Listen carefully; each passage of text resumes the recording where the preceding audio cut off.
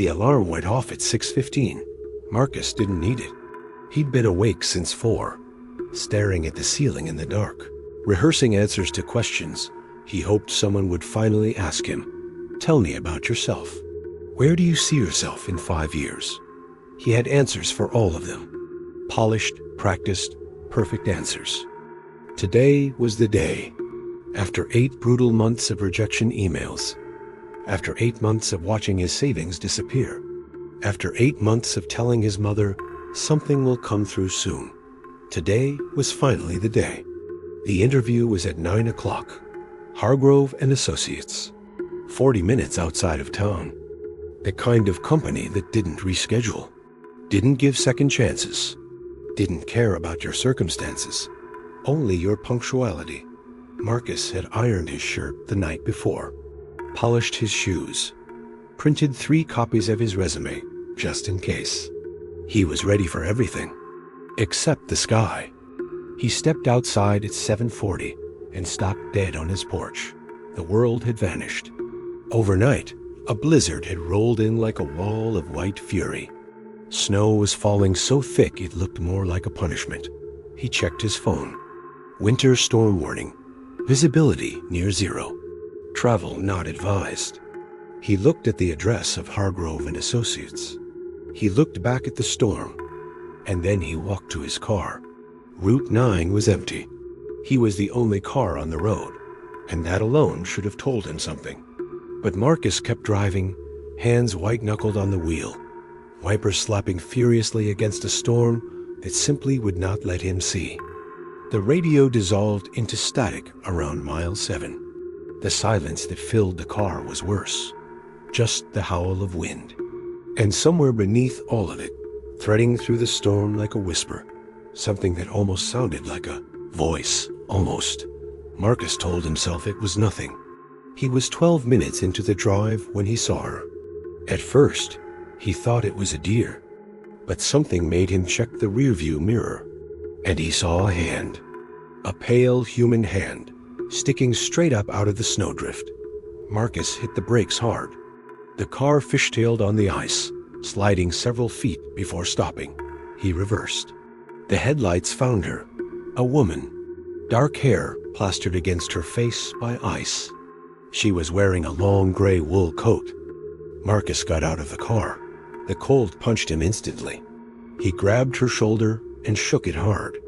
"Hey, can you hear me?" Her eyes opened, pale gray, almost colorless.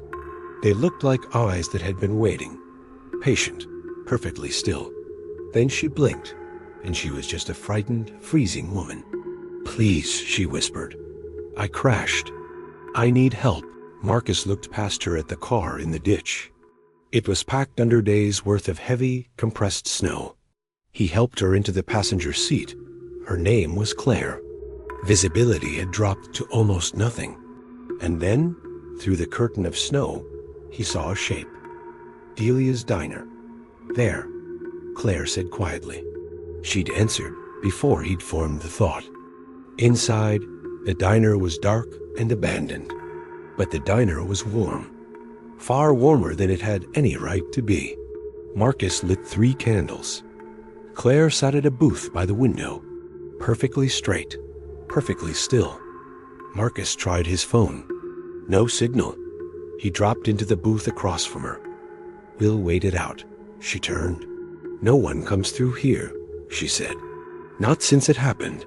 The newspaper clippings were pinned behind the counter, yellowed. Local woman missing after blizzard. Family of Claire Moray. Pleads for information. He read the description. Dark hair, gray eyes, long gray wool coat.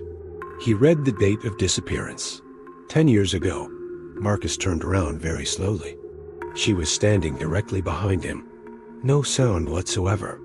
"You found me," she said softly. And the smile that spread across her face went wider than it should have. "You always stop, don't you, Marcus? How do you know my name?" She tilted her head. Too slow. "I know you've been awake since 4. I know you won't make it. You've been waiting," he said. "In the ditch, 10 years, she said. She took one slow step toward him. "But some people stop, What happened to them? Marcus asked. The pale eyes drifted toward the far corner of the diner, where the candlelight refused to reach. Marcus looked, and what he saw in that corner, the occupied darkness, turned his stomach. "I'm leaving," he said. He ran through the kitchen fire exit. The blizzard exploded inward. He ran through snow up to his knees, lungs screaming. He reached his car. The engine coughed and caught. He floored it. In his rearview mirror, he saw her, standing, smiling. Marcus made it to the interview. He got the job. He never drove Route 9 again. But some winter nights, he lies awake at 4 in the morning, thinking about that corner and what Claire had said. Some people are chosen for terrible things. And right now, there is a shape at the side of the road. Pale hand reaching upward. And someone is slowing down. Someone good. And the thing in the snow is opening its eyes. Patient. Still. Smiling. Whatever you do, don't stop